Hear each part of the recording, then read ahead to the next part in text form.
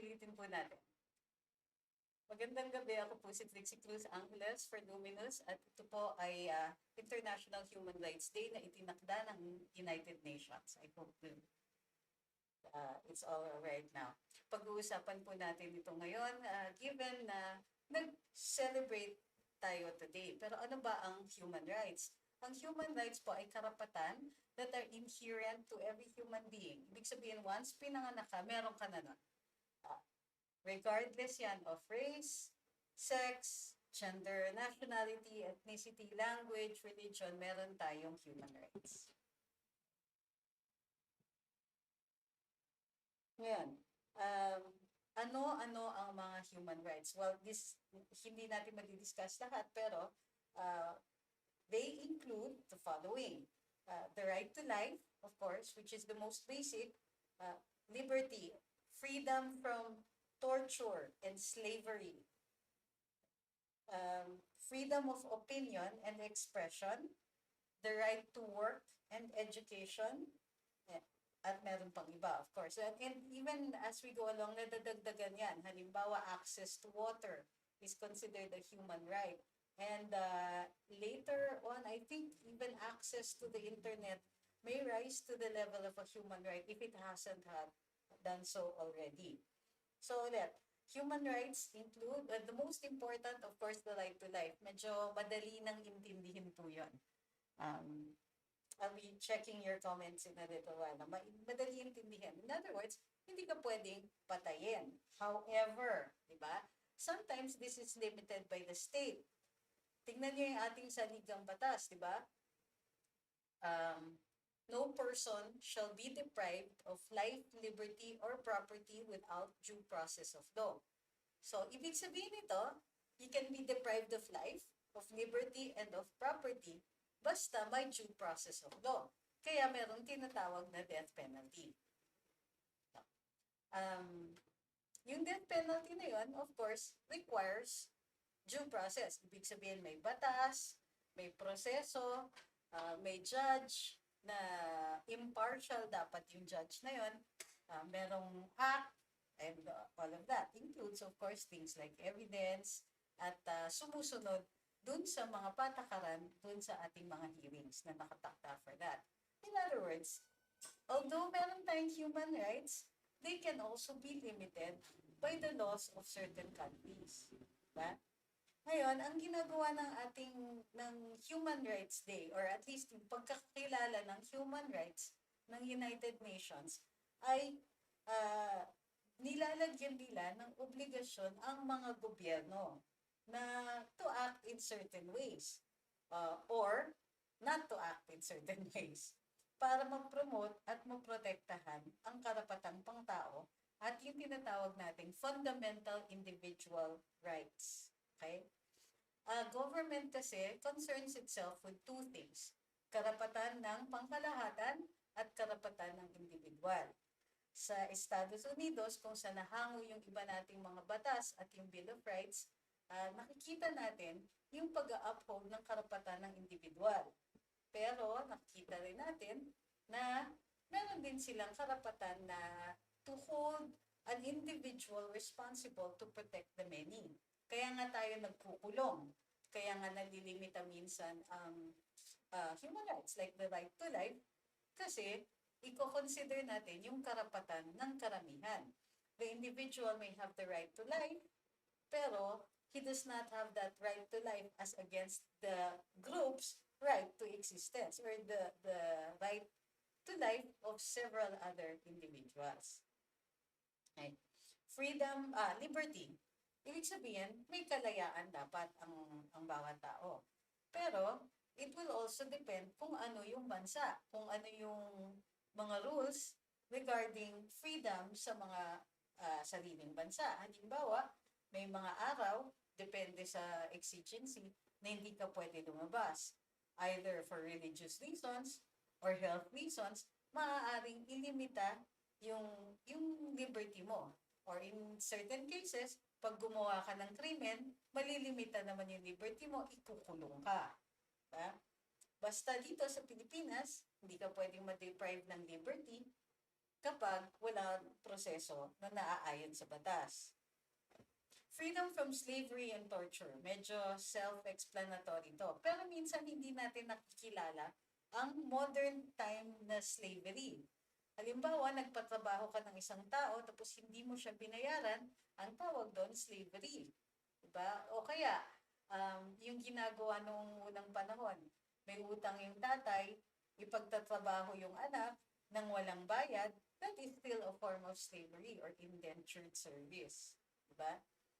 Torture, of course, bawal yan, self-explanatory. Hindi pwede kang saktan. However, some countries prescribe certain types of penalties for certain crimes. Narinig natin yung mga caning, gaya ng sa Singapore, o yung in some Middle Eastern countries, meron pa rin silang physical punishment, ganyan. So, maaaring limitahin ako ito ng state.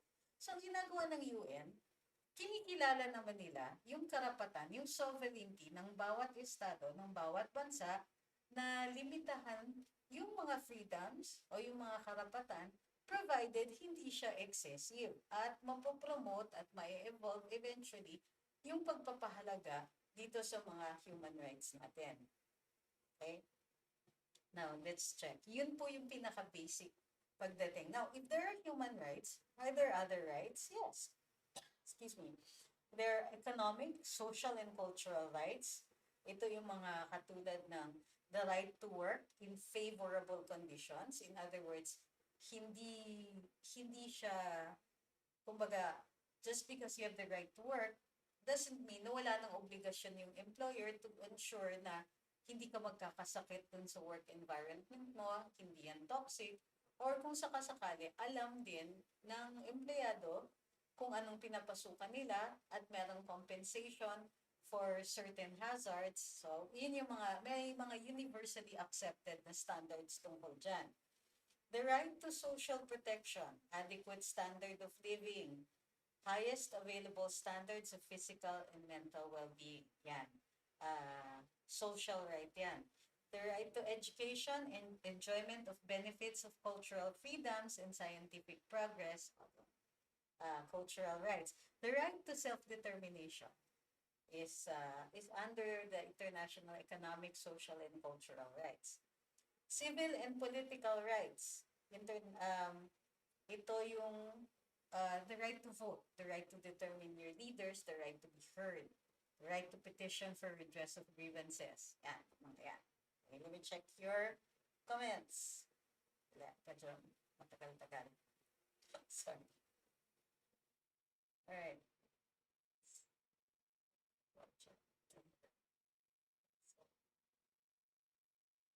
Magandang gabi. Like and share po tayo.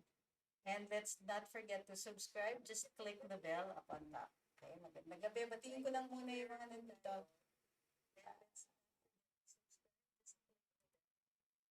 Dagdagan ko yung volume. Okay, okay na ba yung volume? Sabi ni Cyclops, if one chooses to die, can it be part of his or her human right?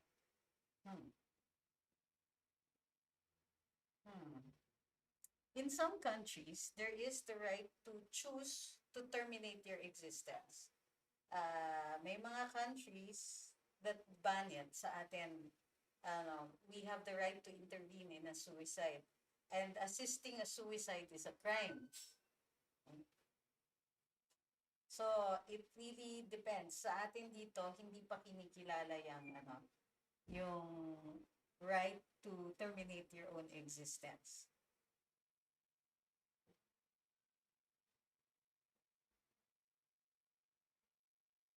Okay, ano pa yung mga tanong? So, what do you mean, isn't that suicide? Yeah, that's what suicide is, the right to choose to die. Diba? The right to terminate your own existence, that is suicide. And in some countries, it is allowed. Assisted suicide is allowed. So dito sa atin, hindi. Assisted suicide means that the person who assists the suicide is criminally liable. So, dito bawal. Sa ibang bansa, allowed. So, dun sa iba kasi, the right to life includes also the right to choose the quality of your own life. When it becomes unbearable to live, then the termination of your own existence is an exercise of that choice.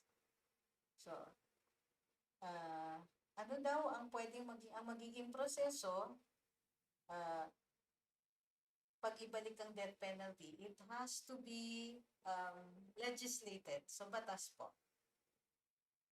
But it's euthanasia, I think, if it's one's choice. No, of course not. Euthanasia is when you no longer have a choice, you choose it beforehand.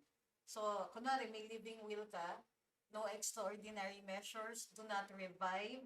That's not exactly euthanasia. It's just allowing yourself to go quietly. Pero yung iba, they choose to do it. And euthanasia is when another party chooses to terminate your existence because you're no longer capable of doing it. Such as with comatose patients, patients who have to suffer so much pain but cannot make that decision anymore. Maraming salamat, Ma'am Marites, at saka kay Jason Leslie. Christians and Catholics have a lot of problems, according to Jason, with all those rights, always have been, lalo na ang Muslim. Well, para sa atin kasi, there is still the freedom of religion. And that's also a universally accepted right. Kumbaga, we should not be, how do you call this, oppressed by reason of our own beliefs. And pagdating sa religion, most people think that it's just pertaining dun sa organized religion. Hindi it also includes yung right to subscribe to what some people would refer to as superstition. Diba? Kunwari, gusto kong maging, Wicca. It's old religion, though not necessarily, that can be exercised or can be practiced without entering an organization or a coven or an entire church. It can be exercised by solitaires, what we call solitaires, which are individual practitioners. Diba? So if somebody does that, then they have the right to not be excluded from, let's say, public schools by reason of your belief. Taken to extreme, dun sa US, meron nagtayo, partly farcical, ng, yung Church of Satan.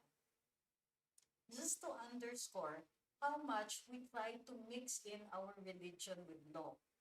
And, di ba yung maglalagay ka ng 10 Commandments sa courthouse, that's mixing in the law with religion.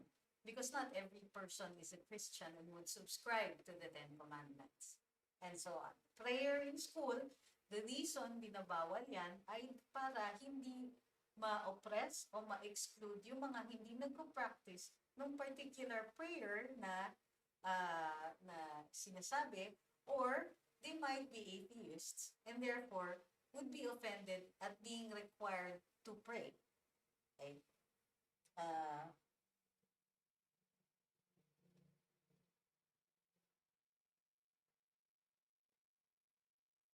So, sabi ni Ma'am Sherry Huber, in Switzerland it's allowed, but it's a difficult process.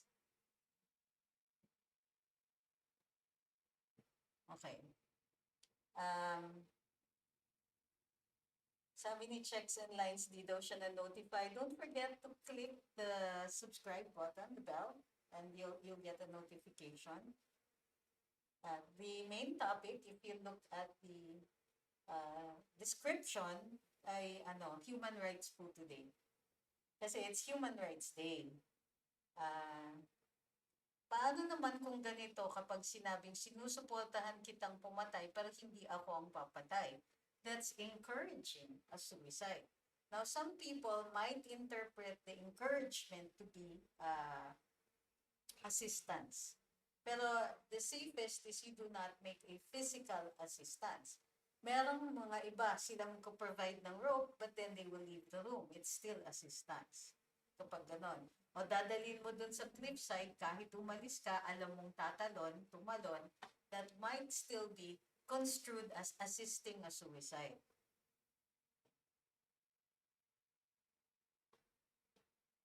Okay, Can't adjust the mic anymore. Ito na yung loudest. Sorry. Do not resuscitate, yes, is justified as long as the doctors do not interfere. Kung kunwari, the person is going to die or anyway, pero you're taking extraordinary measures to keep that person alive, the person may choose for the doctor not to use those extraordinary measures. But the doctor cannot, let's say, pull the plug on a respirator. No, that would be intervention. Mamatay yung tao. Pero yung mga tipong, you know that an operation could give her something like a 20 to 50% chance of survival, and she opts not to take that operation, the doctor makes no intervention. So that's allowed. Okay? I thank you kay Ma'am Jeremy. Watching from Saudi Arabia si Ronmar, nagustuhan ko ang karambola, lalo na nagugustuhan daw niya yung karambola, lalo na pag andito. Okay, maraming salamat din po. Ma'am Imelda Lagrana Moniz is watching from Singapore. Since we're speaking about the death penalty, sabi ni John Luterio, I would just like to know if you're in favor of the death penalty. Thank you very much. Why would it matter if I am or I'm not? Para sa akin, if the majority are able to convince the congressmen to be able to pass the death penalty law again, particularly for heinous crimes, I will make no objection. For me kasi, law has to express the value of the majority, the values of the majority. If we feel na dapat may restrictions on the kind of actions that we're going to allow but will be punished simply by incarceration and it no longer works, then we have to take some measures. Now, some people say the death penalty doesn't work. I would like to be able for us to see for ourselves if that is true or if it does not apply in this day and age. Or, given our culture, meron bang deterrent factor ang death penalty? So, until that happens, then I am supportive of whatever the majority feels should be legislated. Reaction, huwag nyo naman paulit-ulit yung tanong. Reaction ko kay May, na bar top notcher, why should I react to her? She's entitled to her own opinion. Oh, ang dami niyang hanash kay Pangulo, but part of our freedom of speech includes the freedom to express our own opinions. Hindi ibig sabihin nun kailangan gustuhin natin, di ba? Hindi ibig sabihin nun na we have to like it. Pero kung tayo, may karapatan tayo magsalita, dapat lahat meron. Kahit hindi natin gusto yung opinion nila. Pero, di ba, that doesn't also mean that we need to shut up. Pwede naman natin siyang sagutin. So, ako, I choose not to because I don't think it's that important. I don't think she is in any danger of, how do you call this? Adversely affecting the president or our numbers or na meron siyang sinasabi na kailangan i-correct natin. Until that happens, bahala siya. Doesn't mean hindi ko siya o-okray. Mas madalas ino-okray ko, let's say, sina Teddy Casino, mga ganon, because posibleng may naniniwala pa eh. May mga instances na baka may makonvince sila na kabataan na sumali pa rin in the belief kahit mali, na tama yung ginagawa ng mga ito. Diba? In those cases, I will speak up. Diba? Kasi kailangan. Thank you kay J. Cruz. Diba? Pero pagka yung opinion lang ng iba, then we have to determine how important it is para salungatin natin yung opinion na yon. Sabi ni Ma'am Emily Bacolod, okay po sana ang death penalty, kaya lang kung hindi fair ang judiciary branch ng government, kawawa naman yung mapaparusahan nito. In fact, di ba, part ng due process is a fair judge, an impartial judge. So, kung walang impartial judge, kinulang na yung due process natin. Tinatanong ni Joseph, sino bang nagpupondo ng election campaign ng Makabayan Bloc? I have no personal knowledge of that.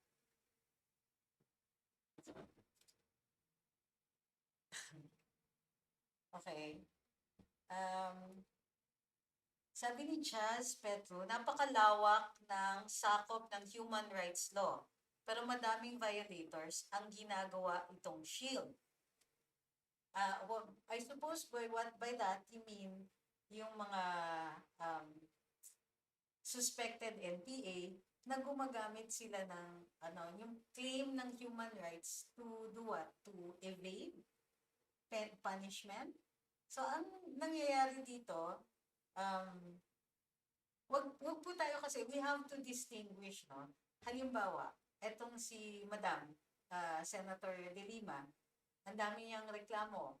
Kaya siya ino-oppress, pinagbabawal yung kanyang freedom of speech, walang transparency dun sa kanyang trial and all that. Is nag-work ba yung mga claim niya ng violation ng human rights? Well, some people are convinced, but apparently not the United Nations Human Rights Council. Diba? Apparently, not enough people really are convinced kasi dumadaan siya sa trial. She's undergoing trial. Ngayon, maiintindihan natin yung reklamo na human rights violation pagdating dun sa mga summary killings. So, halimbawa, nagsususpetsa tayo na ang isang killing ay inorchestrate ng pulis at salvage, halimbawa. Ang salvage, maliwanag na violation ng human rights. Kasi, at saka violation ng ating saligang batas because we have the right to due process. No person may be deprived of life, liberty, or property without due process of law.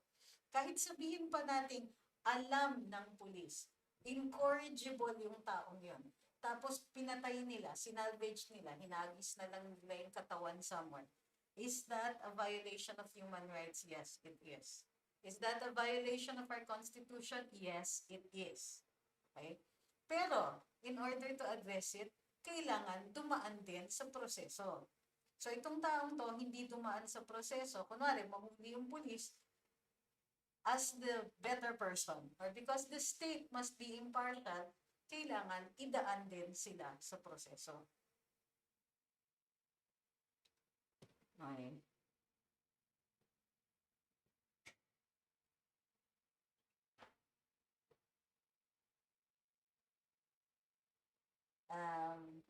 Nabuhay na naman ng CHR, sabi ni Villa. Pero, nung nagsalita ang mga former rebels na minolestya, hindi nila pinansin, tahimik sila. Okay, what did we say about human rights and the United Nations? What they do is they hold governments accountable, okay, for violations of human rights. Kasi kadalasan, ang mahirap protektahan tayo, mga ordinaryong citizens, kapag ang kalaban natin ay gobyerno. Kaya nga meron tayong Bill of Rights. Karamihan sa Bill of Rights na yan. Well, ang Bill of Rights are guarantees against the state. Ibig sabihin, ang pinagbabawal ng ating saligang batas doon sa Article 3, which is the Bill of Rights, halimbawa, no person shall be, yung due process clause, ibig sabihin, government has to adhere to due process. Pag sinabing, no law shall be passed abridging the freedom of speech, government cannot pass a law to limit the freedom of speech, cannot issue rules to limit the freedom of speech with a few exceptions to protect the greater state interests. Halimbawa, libel to protect the honor and integrity of individuals, the law against false publications to protect the national interest, national security, and all of that. Okay. Di ba sabi ni Abu Orhel, di ba human rights yung right to free travel? Then why do some countries require visas before entry? Because we are sovereign countries. Those are sovereign countries, di ba? What is the rule again in international relations? The first rule always is the recognition of each country to set their own rules and their own laws. including the limitation of those who enter the country.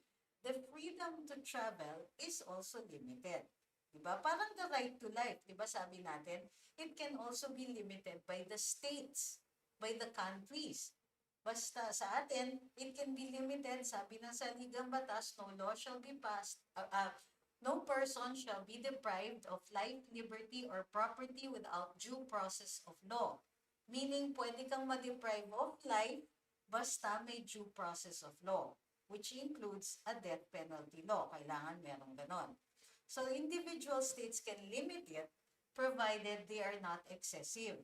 Kapag excessive, papasok ang human rights to caution first, to assist, so that you can better protect human rights, and if necessary, merong mga, what do you call, it's not exactly penalties, pero means to address ng Human Rights Council, like order an investigation and all that, in certain cases, pag maliwanag na yung estado ay oppressive na or lumalabag o sumusobra na sa kanilang paglilimita or ng right to life.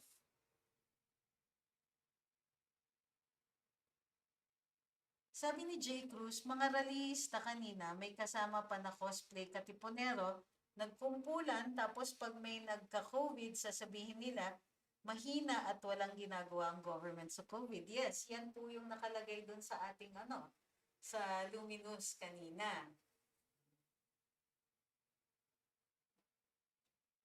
Di ba human rights is international law?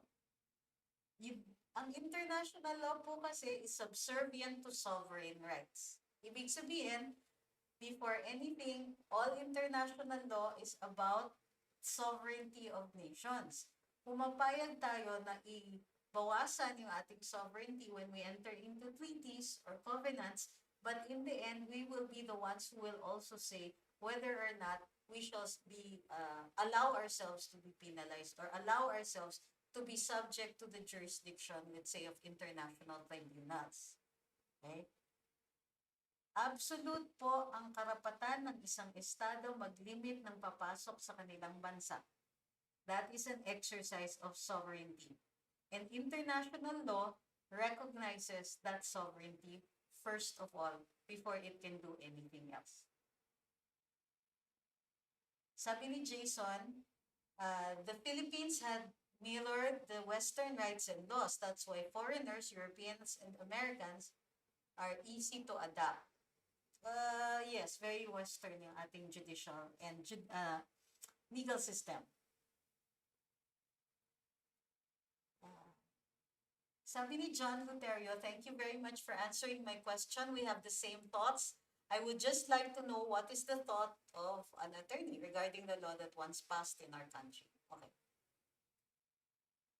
So, ang nakikita po natin kasi is the persons who advocate extreme measures to protect human rights are the persons who actually do not do service to human rights protection. Halimbawa, yun nga, yung there is a balancing of things, di ba? Nagre-reklamo ngayon yung military at saka yung PNP natin na ang dami-daming pinafile ng mga kaso na nuisance cases against law enforcers, soldiers, and officers who have to protect the nation and to protect the peace. Diba? So, halimbawa, mga pulis o PIDEA na nag-iimbestiga ng drug lords, kakasuhan ng kakasuhan, maghahanap pa ng backer na narco-politician,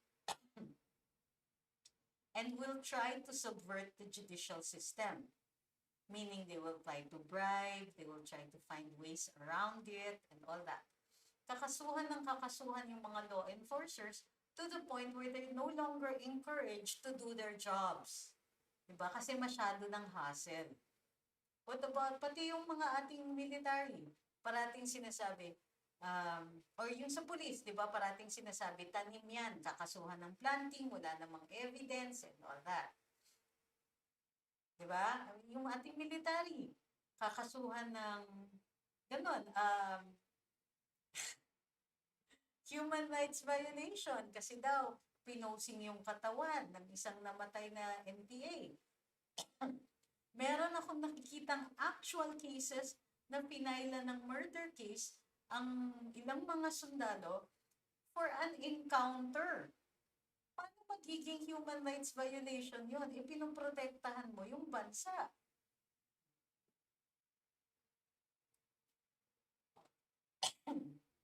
Sabi ni Villa, paano po sa inyo using GCash? Ay, magano kasi may super chat dito.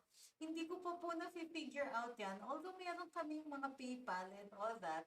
The last time kasi nag-post kami ng PayPal sa FB, ang daming hanash eh. So we took it down. So what we'll do siguro is post our PayPal somewhere else so that our PayPal or medyo awkward eh. Kasi dito sa super chat may purpose siya. But sige, we will figure out a way. Hindi lang pa ako sure kung paano gagawin. Tinatanong ni Pesto, is there a bill already filed that would make internet access a fundamental right here in our country? Wala pa po. Masyado pong maraming supporters yung ating telcos doon sa ating mga legislators. Diba? Sabi ni Jason Leslie, how about some tea, a nice hot tea, and maybe some cassava cake with that? I'm glad you went live on my day off. Maraming salamat din.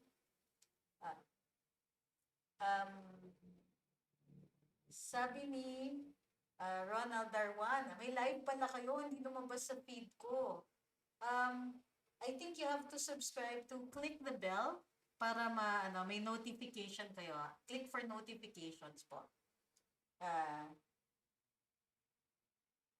Sabi ni Ma'am Pinay Paparazzi, at Villa, click the dollar sign. It will give you steps to use your GCash as mode of payment. Sabi ni J. Cruz, minsan parang nakakawala ng tiwala sa CHR dyan sa Pinas. Kasi pag militante na NPA at mga kriminal ang namatay at inaapi ko, no, todo dakdak. Pero pag militar at mga pulis na namatay, tahimik. Kaya nga, it would be nice sana if there was a way where we can support our military and our police kapag gano'n. But did you see the outpouring of support, moral support, pero at saka publicity support, reposting support para sa ating NTF-ELCA? I think all our military and our PNP, as long as they're obeying the law, they should be supported. Kasi they put their lives at risk for us. Kahit sabihin pa ng iba, oy, binabayaran naman yan, trabaho nila yan. Alam nyo, it's not easy. Every day to make the decision to go out there and face a bullet. Diba? Sabi ni Ma'am Mia, hindi minsan, CHR biased yan. Dati kasi, I had no objections to former human rights commissioners. American Bautista. Sino ba yung mga magagaling ng human rights commissioners? Wala na yata ko maalala. Pero, yun nga, it's, I think that's how we balance it. Kasi ang sipag ng kaliwa na mag-file ng mga kaso sa mga pulis natin, tsaka mga sundalo natin, o kaya pahiyain sila, put them on the defensive, make them feel awkward and all that. Kailangan tayo yung sasalag dun. Sabi ni Steve Bonsol, sana one time yung rebel soldier story na naging counsel ko. Marami yun. I was counsel for several people and at least 2 different groups. I won, ha? Sabi ni Abu Orel, human right is the right to water. Why do we need to pay for water bills? Paulit-ulit na yung tanong mo. Because they can be limited by the states. Okay? Now, some more evolved states, eventually it will be free. Pero, hindi po libre yung pagpapadala. So, there are administrative costs to it. And that has to be offset. Not all the states are rich enough to provide this for free to their citizens.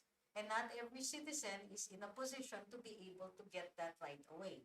Halimbawa, sa North, sa Cordilleras, maraming mga probinsya doon na you just pay a one-time fee and you get limitless amount of water, then marami silang tubig doon.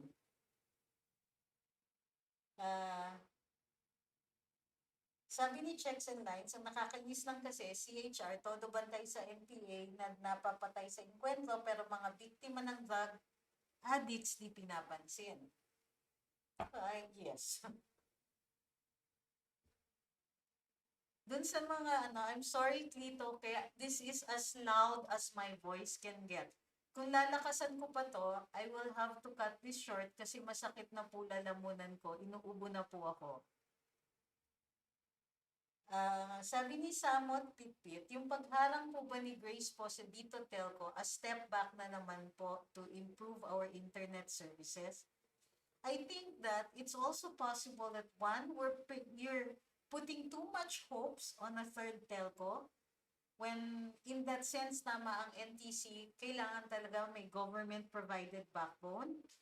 And two, I think that, well, yeah, to some extent, it is still a step back. Kasi it's better to have more choices than to have just those two.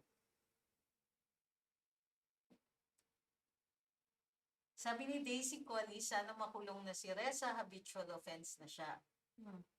Sabi ni J. Cruz, saludo po kami sa mga military at police. Minsan, it's the most thankless job. And sometimes they get demonized, but it's their call of duty that keeps them going. I agree. Si Ma'am Fedeswinda Orian is watching from Toronto. Sana maging mas specific at definitive ang definition ng CHR para hindi sila nanghuhula sa kanilang trabaho kung sino papanigan nila. Actually, like the United Nations, ang puntirya, general rule is, pinupuntirya talaga, is the limitation of the state. Yung Human Rights Commission natin is one way to prevent the government from being excessive.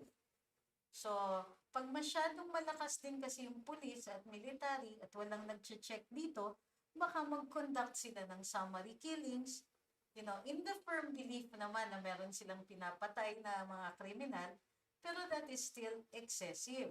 Tandaan po natin, armado sila, ang ating armed forces at saka yung mga PNP natin, they are armed by virtue of the state power granted to them.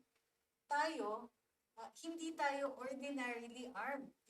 You need special permits and all of that to carry arms. Meaning, na binagkakatiwala natin dito sa mga armed services natin that they will act with honor and according to the law. But even the state has to check them every so often so they do not commit acts that are excessive. Okay? When the police and the military turn their guns on an unarmed civilian or on civilians, always we have to make sure that that state power is checked at hindi yan gagamitin ng hindi yan inaabuso. That is why mayroong Commission on Human Rights. So talagang primary target nila ay gobyerno. But there is nothing in their law that says na gobyerno lang ang i-check nila. So they're allowed to check other organizations, even private ones. Hindi nila ginagawa yon. At nire-reflect yan, hindi yung batas, pero yung sariling vision nung nakaupo. Sabi ni Sir Bobby Fajardo, kakaubos ko lang po ng tartan. During my younger days, the size of a Meralco bill statement was the size of an index card. Now that I came home from overseas after 15 years, shocked at the 3 pages back-to-back statement. Kasi we have to be informed of where everything goes. Kaya mas lalo akong hina-high blood ngayon.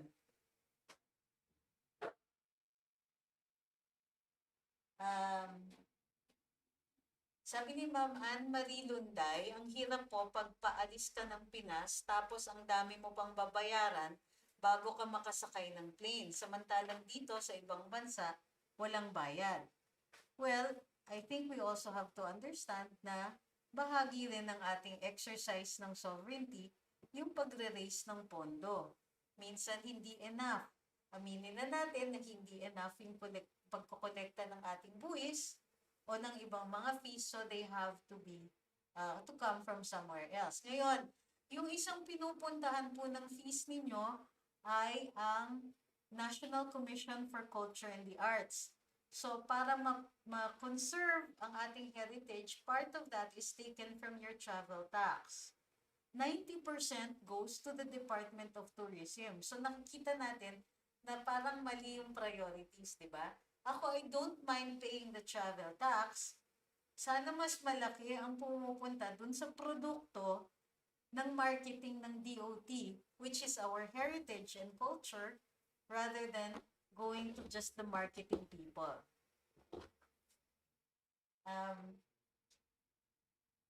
Yung, nako, okay. May mga nagmimiron dito kasi kakain ako dapat ng cookies. Eh, itong cookies na to galing dun sa mermaid bakes. Alam niyo na ang gagawin niyo, di ba? How about youth in our criminal justice system since we're talking about human rights? Madalas kong pinag-uusapan yung juvenile justice law natin at yung parang medyo schizophrenic approach natin to kids. Medyo na naging positibo, ang isang positibong resulta dun sa awareness natin, dun sa pagre-recruit ng NPA sa ating kabataan, ay yung pagkaka-recognize natin dun sa decision-making processes of adolescents and when this becomes finally mature. Dami kasing galit sa juvenile justice law, samantalang ako, ang advocacy ko, no criminal liability until after 18, which is the standard abroad. Most countries abroad, not all. Bakit? Kasi, yun nga, you need mature decision-making process in order for the kid to know that he is responsible criminally for his actions at a certain point. Okay? Also, hindi maayos yung pag-execute or pag-enforce ng ating juvenile justice system. Kaya dami sa atin, akala nila, pinapakawalan lang dapat ang bata when that's not true. At saka na walang nananagot. Kapag kunwari nahuli ang courier na bata, nagde-deliver ng droga, minor, let's say 12 years old, 15 years old, 14 years old, papakawalan na lang? Hindi. Witness yung bata na yon. Hindi dapat pakawalan yan. Maituturo nila kung sino yung mga drug lords. Pero ang sinasabi ng pulis, pinapakawalan na lang nila. What does that tell you? It means that decision of the cops to simply release the child when the juvenile justice law says release to the parents to be supervised by the barangay captain after an assessment has been made by the DSWD. Okay? I am rabidly for the protection of our youth against recruitment and against the misconceptions again of the juvenile justice system. Sabi ni Ma'am Sambuanga Hermosa Files, okay naman itong mga pangyayaring issues ngayon. Nakita natin ang mga connection ni Nadrilon, Hontivirus, Kiko Maching, Lenidoro sa mga NPA. I agree. As in completely agree. Nakikita natin na I think it's also time, although hindi natin maaasahan, na dapat i-assess natin yung batas natin na dapat may treason kahit walang giyera. Kapag you're working against the national interest, kapag you're working against the public interest, dapat may mga batas tayo na babasag sa mga ganyang intensyon. Halimbawa, yung pagsusuporta, pagbibigay na dati, ang support, pwedeng kahit yung moral support lang, chini-cheer mo ang NPA, dapat treason yan. Diba? Pero hindi. Ang treason law natin says it can happen only during wartime. It doesn't say during conflict, insurgency, rampant criminality, hindi eh. Dapat yung cheering for the NPA, that should be a crime. Ay, maraming salamat kay Villa at saka kay Ma'am Z. Okay? Saan kaya kumukuha daw ng kapal ng mukha? Huwag na natin kasi tawagin silang makabayan black. Communist group na lang of congressmen, communist congressmen na lang. Hindi naman nila dinideny yung pagkakomunista nila eh. So, saan kaya kumukuha ng kapal ng mukha? Ang communist black. At iba pang makakaliwang grupo na kumikustyon sa gobyerno. Hindi ko alam. Practice siguro. Ayan. Sabi ni Kaho, paano yung kung dinidelay ng Congress yung impeachment ni Lionel? Unfortunately, grabe ang powers ng Kongreso natin. Tignan nyo, yung Ethics Committee, sila lang ang pwedeng mag-expel ng isang miyembro. Kapag may administrative case ang isang kongresista at sinabi ng ombudsman, dapat talsik na yan sa opisina niya. Hindi yan mapapatalsik unless Congress says so. Diba? Tingnan niyo si Ma'am Laila de Lima. Meron na siyang may criminal case na humaharap na sa asunto ng pagbebenta ng droga. Senador pa rin. Ganon din po sa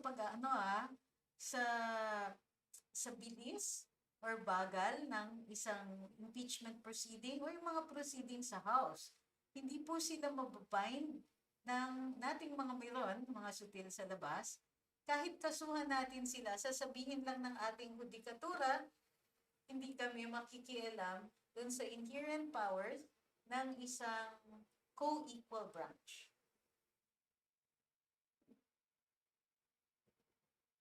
Okay. Sabi ni Sir Bobby, magpapadala na naman siya ng strawberry tart sa tambayan. Kakasuhan daw siya ni Ahmed kasi isang slice lang nakain yan. Sa akin mo binigay. Hoy, hindi naman niya sinabi kung gano'ng kalaki yung slice, madaya yun eh.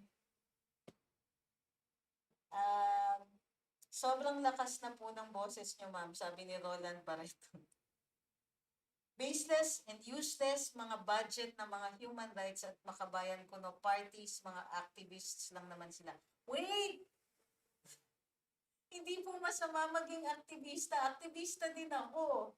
Kasi, yun nga lang, hindi ako makakaliwang aktivista. Because I advocated for heritage conservation. And anybody who advocates and creates change and moves for change or pushes for new ideas is an activist. Eh dati kasi, wala pang konsepto masyado ng heritage conservation. So yung paggawa ng awareness about that, I started as early as 2001 and by 2009 may batas na tayo. So that is activism. Pagka tayo humihingi tayo ng pagbabago, halimbawa, yung pagkakakilala ng karapatan natin to good internet service, that is also activism. So please don't use the word activists for these people. Hindi, they're actually not activists anymore. They're destroying the country. And they're giving activism a bad name. Yung SAL-N law at bank secrecy law, tinatanong ni Roldan Vanoco. May mga provisions na nagko-contradict at saan dito magko-prevail. It's the court that will say so. Hindi pa. Wait, hindi mo contradicting yan na bank secrecy law? Of course not. Okay. Sa bank secrecy law, sa SALN, hindi ka required na i-divulge yung laman ng bank accounts more where your bank accounts are. But you have to claim all your assets. So, kung sabihin mo, hindi mo sasabihin kung saan nakalagay yun. Pero being a public official or a public officer, public servant, or an employee of government, yun, kailangan, merong mga ganyan, kailangan ng transparency. So, sasabihin mo just how much you are worth. Sasabihin mo, kunwari, cash assets, ganito, real property assets, ganito. So that is one thing that you cede or give up. You don't have to give your bank statements. Um, Sabi ni J. Cars, shout out sa mga legislators, magtrabaho kayo in favor of the people, hindi puro hearing. Well, some hearings naman may value. Uh, Off topic, ang galing ninyo gumawa ng nicknames. Kiko, Machi, kayo talaga. Tinatanong ni Captain MP, di ba kayo magkakaroon ng interview kay Kong Marcoleta? Di ba in-interview namin siya noon sa Tambayan? Gusto niyo ng isa pa? Sa tingin mo, sila rin yung mga kalaban ng panahon ni Marcos. Hindi ako sure kung lahat sila yung mga yon. I'm sure there are more new people now. Okay, si Sir Jason Bislig said, how about the right to health, women's and girls' rights, national security, and poverty? There's no right to poverty. Hindi po pa,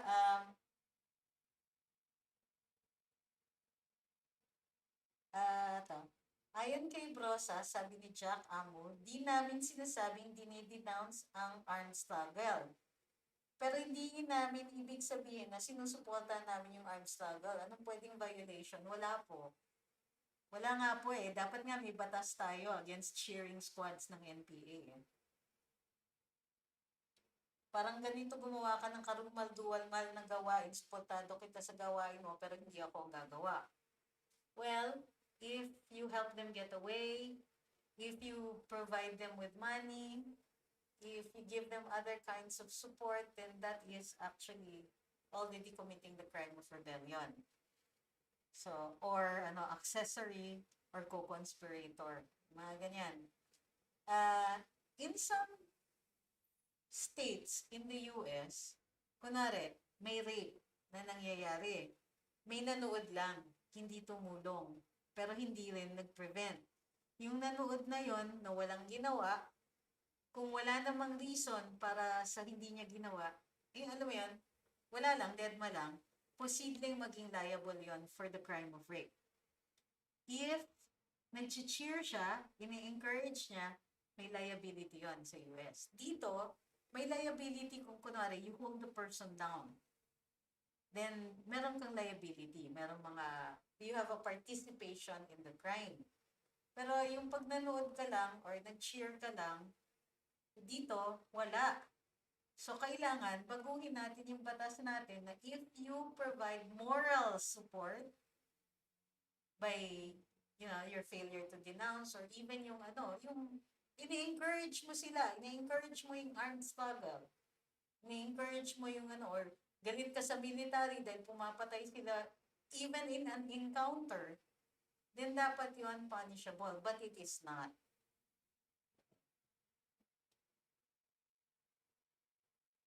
Sabi ni Pinay Paparazzi, Drilon and FVP ties with the NPA surprised me. Kiko and Hontiveros, not so much. Kiko was LFS president after Nathaniel Santiago. Yes, but he wasn't very good.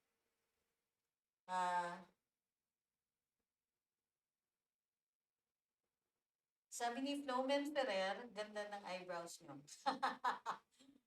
If you're a senator, what legislation would you do after all these hearings of the Senate about the Communist Party?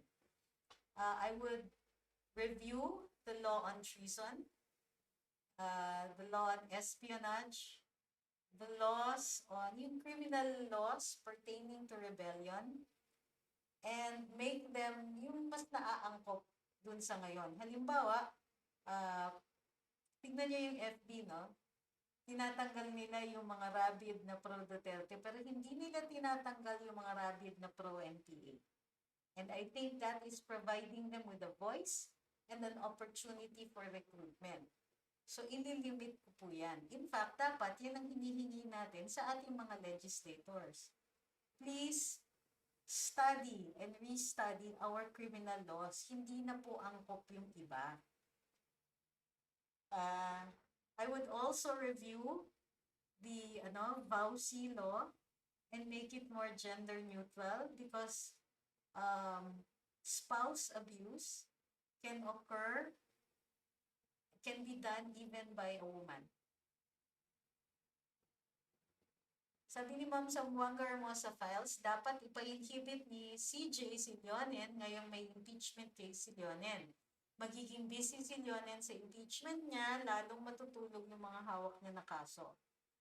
Ang inhibition in a case is first recommended kasi by the administrator. And in this case, the ponensya or administrator is Justice Leonen himself.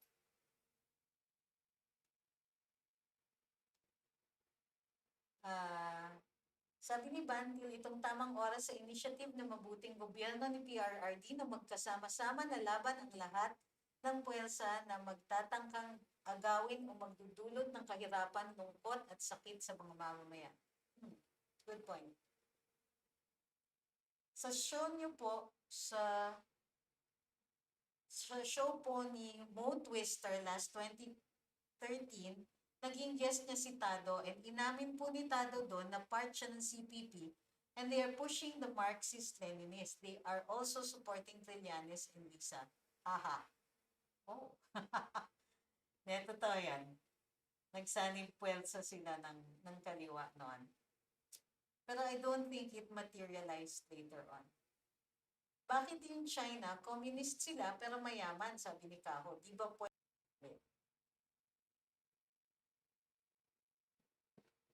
Ayan, okay na. Sorry, yung OBS medyo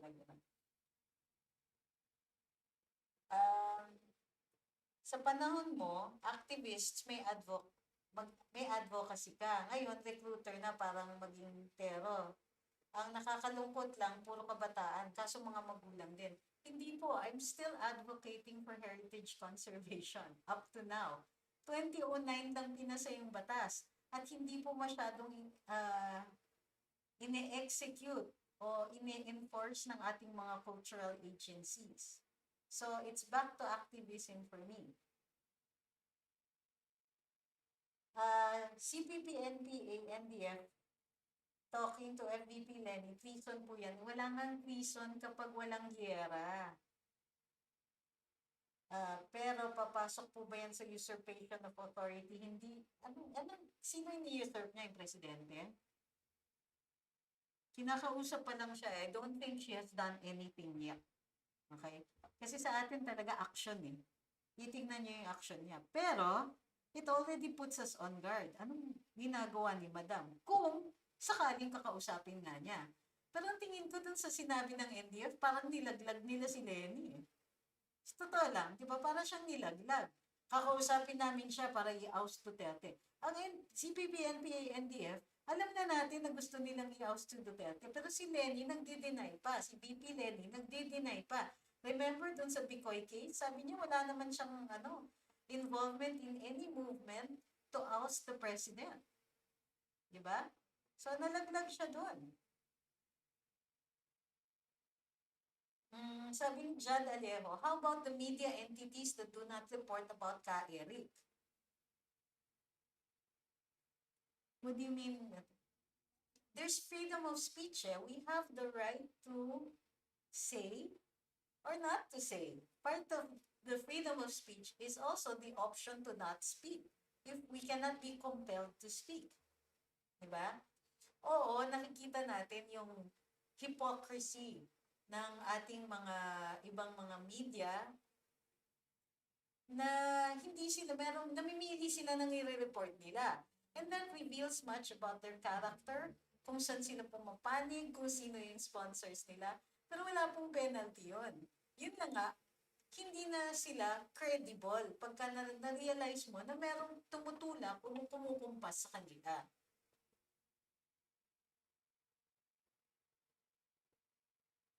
Sabi ni Sniper Fox, hindi na sila communist ang China pero lumihis na sila to socialist na lang sila. Sabi ni Jack Amo, headline ng Inquirer, Sarate kinondena ang pag-aresto ngayong Human Rights Day. May araw at oras ba ang pag-aresto ng mga kriminal? Not if you're in the act of committing a crime, di ba? Walang oras-oras yan. Tinatanong ni Checks and Lines kung may update ang Bicoy case, wala rin po tayong narinig eh. Alam mo naman media natin, hindi talaga nagre-report parati. So let's see.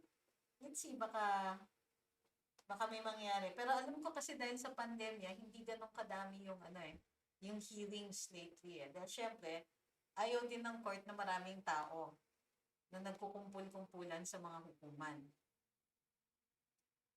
Ah, kung gusto niya yung criminalize ang red tagging, dapat din yung pagtawag ng fascist sa gobyerno. Yun na nga eh, yung mga ganyang limitations on the freedom of speech, they tend to bite back. Yung mga ganyan, be careful what you wish for. Diba? Be careful. It will eventually bite you back. Uh, parang ang sabi ni Roldan Manoco, para nang ang nalugmok lalo si Lenny. Nag-like and share na po ba kayo? Ano, if you haven't, don't forget to click the thumbs up and don't forget to share po. Especially sa Facebook, kasi tuwan-tuwa tayo sa Facebook ngayon. Sabi ni Joey Renucio, kakayanin po kaya ni Lito at yan, sana maibalik ang ABS-CBN? Well, it depends on the composition of the committees that will convene, particularly the Committee on Franchises. I'm not sure if Congressman Lito is a member of that committee or if he is his head. We know that he is a deputy speaker. So, I don't think so. It's always a numbers game pagdating na sa committee, especially sa committee. Ask 2 questions. Sabi ni Bantil, salamat, na-appreciate ko talaga wisdom, sharing mo sa amin, very powerful talaga. Ang soft-spoken person nakakabingin. More power to you. Thank you. Sabi ni Tulier, Wilfred, love watching po. Maraming natututunan kahit sa replay mode din ako. Sabi ni Eugene Agustin, umasa pa kayo sa main media. Wala na, free media. It's all paid media. Totoo. Tinatanong ni Sniper Fox, wala ka bang balak tumakbo sa Senado? You know how much money that costs? I don't have that much money and I'm very, very happy here on social media. Di ba? Masaya natin dito nakikipagtsikahan. Pagka nilagay niyo ako sa Senado, wala na yan. And I don't think that there's enough money and there are too many people who are scared of me. Totoo yan ha. Let you in on a secret. There's some government officials, and if he pushes me to the wall, I'm going to name him, who actually told some people, be careful of Trixie, she's dangerous. Hell yeah, I'm dangerous. I'm dangerous because I'm not going to be loyal to your person. I'm going to be loyal to certain principles.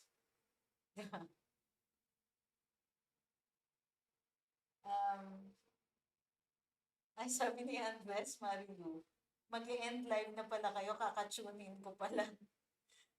Click nyo po yung yung bell, yung picture ng bell para next time manonotify kayo. Sabi ni Jazz Petru, thank you for sharing your knowledge. Sabi ni Ma'am Sambuanga, relax dito, chill lang. You can't please everybody. Totoo yan. Totoo yan. And you know, we also have to be careful. This is something I always like to bring up. We have to be careful about making sweeping generalizations about people. Now, when a person does one thing bad, we can't pass judgment on them. They have to be consistent. So people like Kiko and Lisa and, and others, yun consistent sila. So it's easy to call them out na. Pero there's some people, pag isa lang, yung mali na lang ginagawa, ako I will waive that. I'll forgive that. Pero pag yung consistent ka, ba na yan? Diba? So, it's like the president. Consistently good siya. He makes mistakes, we call him out for it. But that's not going to change our minds about him. He's still, for me, the best president like ever dito sa bansa. Yeah, you can waive certain things basta consistency is what we look for. Sabi ni Jason, any woman who had read The Art of War by Master Sun Tzu is a dangerous one. I would not mess with Attorney Trixie. I don't mean it. Yeah. You can ask my clients how I was. with them. Una-una, kasi you stick to certain ideals, di ba? Like, when I was representing, yun nga, yung may nagtatanong tungkol dun sa mga, military clients ko, you have to be consistent. You stick by them, you stick by the, until the end of the case. Now, there are some lawyers who abandon their clients, such as that, di ba? Yun dun, in that particular case, for different reasons. I was a pro bono counsel for them for years. I did not receive any monetary compensation for that, but certainly there are lifelong friendships there that we created, and because they were also very idealistic and upheld certain principles, that's where you learn consistency. That's where you learn the rule on consistency. People make mistakes. People commit sins. Pero when they stick to certain things, stick to certain ideals, stick to certain principles, that's what we look for. You can forgive some crimes, some sins, but you will always go back to a person who is consistent. Sabi ni Checks and Lines, nabasa naman daw niya yung si Sun Tzu at saka yung Art of War. Hindi naman daw siya dangerous. Alamitan niya daw po. Uh, Vice President Robredo urged Filipinos, sabi ni Ma'am Mia, to stand alongside marginalized sectors as polarization in society continues to divide the country. Holy cow, polarization, 91%. Joining the cause of progressive organizations which, ma'am, bitin po. Stand alongside marginalized sectors. If 91% is behind the president, I think that would include the marginalized sectors, diba? That would mean that 91% of the marginalized sectors are with the president. There's an expression, talking through your ass. I think that's what's happening here. Organizations which demanded an end to the attacks on people's rights. Ayan na naman siya. So that's why we need to call them out. Yung mga ganyan, yan, sasagutin ko yan. Sagutin natin yan. Mahalaga yung mga ganyan, sinasagot dapat yan. Para yung mga yung mga may in-express na opinion, and there's some opinions that are being expressed to catch attention, ha? Bakit natin bibigay yung attention na hanap nila? But it's important to call out, let's say, particularly when they're government officials, call them out. Always, wag papalampasin. Pag private persons, never mind. Sabi ni Bobby Fajardo, I first watched you on ANC with Karen Davila and Ellen Tordesillas. Since then, I've been watching you and so glad you became part of Karambola. You should have seen me during the Corona impeachment.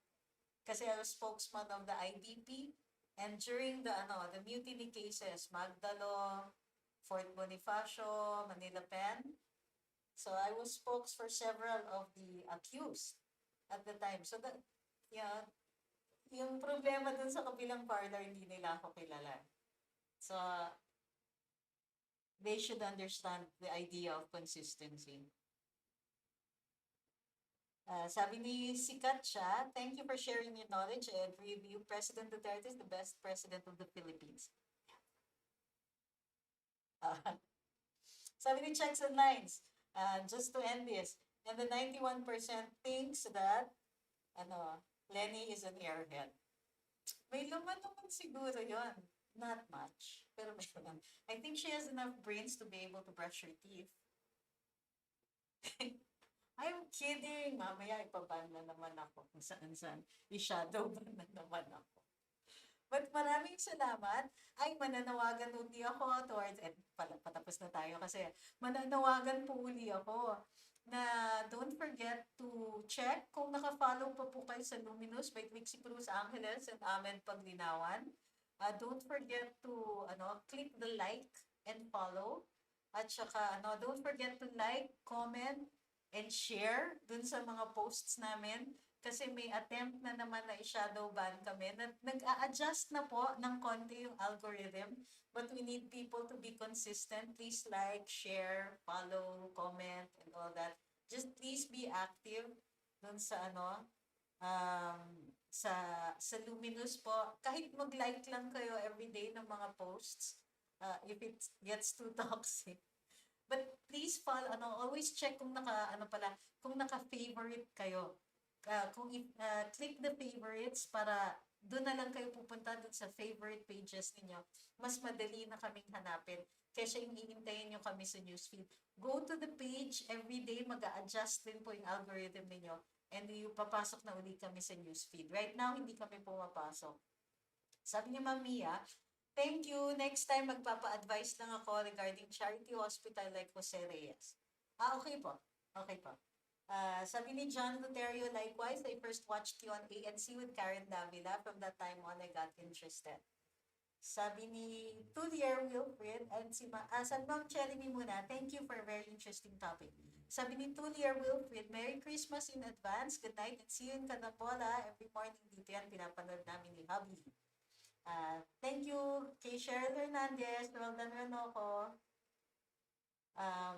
Checks and Lines, and Ma'am Pinay Paparazzi. I don't use FB that much. So glad your Luminous program has a YouTube channel. Grateful for this. Yes, ma'am. Pero i-click nyo pa rin yung like dun sa sa Facebook kasi shadow ban kami. Even if you rely mostly on the YouTube channel, a lot of our announcements so that people can watch on YouTube also goes on our Facebook. So don't forget po, maraming salamat ulit sa lahat na nag-super chat. Thank you very, very much.